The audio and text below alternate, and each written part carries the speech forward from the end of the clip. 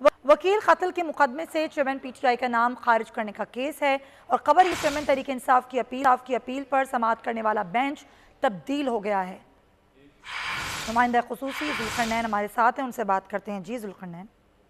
देखिए, गुज़श्ता समाअत पर जब जस्टिस यहया अफरीदी की सरबराही में जस्टिस मुजाहिद नकवी और जस्टिस मुसर्रत हिलाली पर मुश्तमिल बेंच था, जिसने न सिर्फ चेयरमैन पीटीआई को गिरफ्तारी से रोका था बल्कि को ज़ाती हैसियत में तलब भी किया था।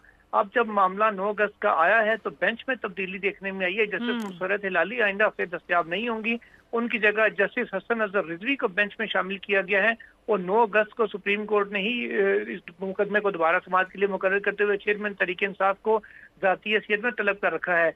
चेयरमैन तहरीक इंसाफ की जानिब से सुप्रीम कोर्ट में अपील दायर की गई है कि कोयटा में जो वकील अब्दुल रज़ाक शेख का कत्ल केस है उसमें जो उनकी नामजदगी की गई है उसको न सिर्फ कलअदम करार दिया जाए बल्कि उसकी तहकीकात के लिए जो JIT कायम की गई है उसको भी कलअदम करार देने की सदा की गई है चेयरमैन पीटीआई की जानिब से।